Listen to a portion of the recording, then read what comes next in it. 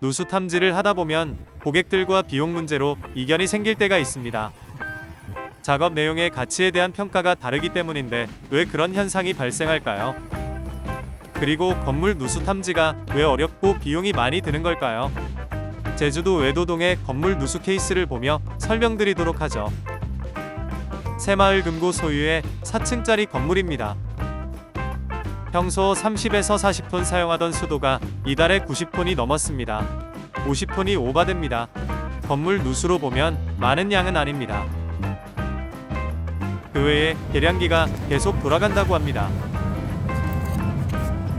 너무 빠르게 도는데 지금은 수도를 사용하는 것으로 보이네요. 건물을 살펴보았습니다. 1, 2층은 새마을 금고에서 사용하고 있습니다. 1층에는 남녀 화장실이, 2층에는 남녀 화장실에 추가로 탕비실이 있습니다. 3층은 현재 공실입니다. 역시 남녀 화장실이 있습니다. 4층은 주택인데 현재 입주자가 연락이 되지 않아서 내부에 들어가 볼 수는 없습니다. 각 층 화장실 벽에는 밸브가 있습니다. 밸브를 잠그면 해당 층 전체에 물이 나오지 않습니다. 이 건물은 관리인이 따로 있지 않고 새마을 금고 직원들이 관리하고 있는 상황입니다. 직원들이 업무로 바빠서 혼자서 건물을 둘러보고 있습니다. 마지막으로 옥상인데 옥상 계단실 위로 물탱크가 있습니다. 옆에 배관을 살펴보면 모두 끊어져 있죠. 현재는 사용하고 있지 않는 것으로 보이지만 확실히 하기 위해 올라가 봅니다. 일단 뚜껑이 보이지 않네요. 내부를 살펴보면 외벽에 폐쇄된 배관들이 물탱크 내부로 이어진 것이 확인됩니다. 물탱크 내부에 물도 거의 없습니다. 물탱크는 폐쇄된 것으로 보면 되겠네요. 통화했던 담당 직원이 외근에서 돌아왔습니다. 지하에 기계실이 추가로 있다는 걸 알려줍니다. 이 건물의 내용을 잘 알고 설명해줄 사람이 전혀 없네요. 제가 일일이 시설을 찾고 확인해야 할 것 같습니다.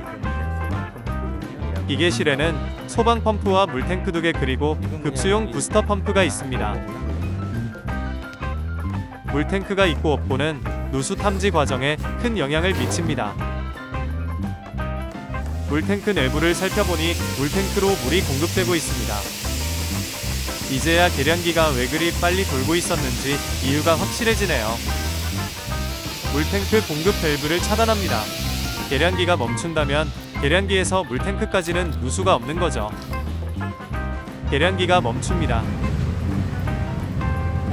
물탱크가 있는 경우 누수 탐지에서 계량기는 별다른 도움이 안 됩니다. 계량기에서 지하 물탱크까지는 누수가 없고 그럼 펌프에서 각 층 수도꼭지 사이에 50톤의 누수가 있겠군요.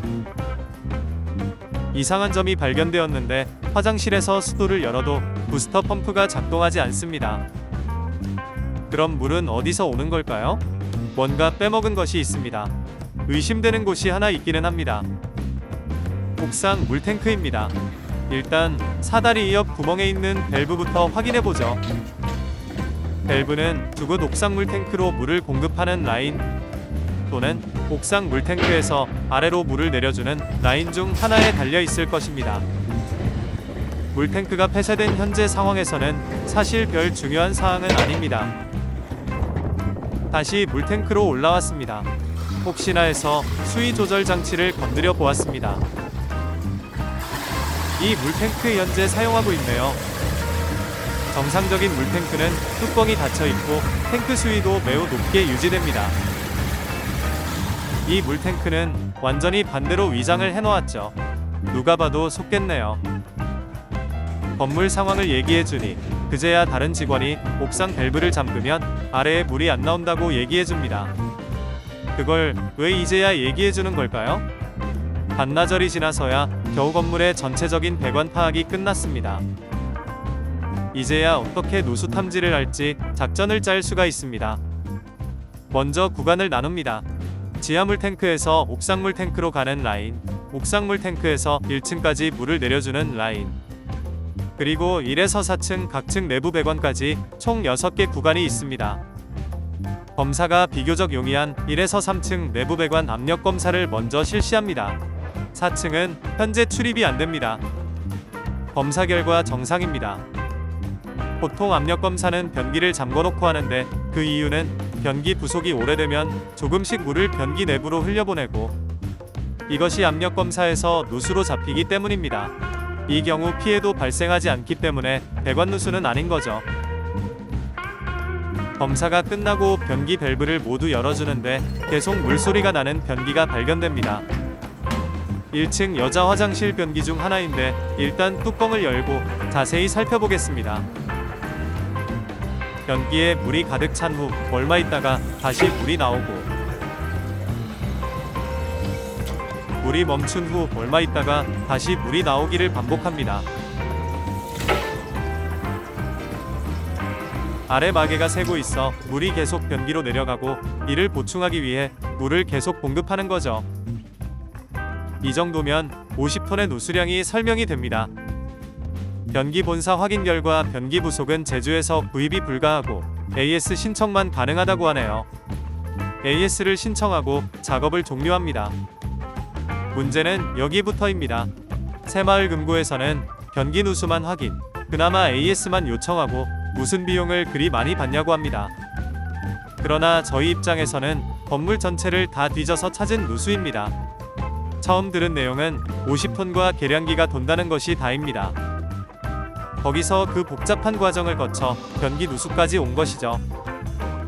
협조도 거의 받지 못했고 정보도 거의 없어 직접 발로 뛰며 건물을 파악했습니다. 일반적으로 건물 누수는 가정집 누수보다 훨씬 많은 비용을 청구합니다.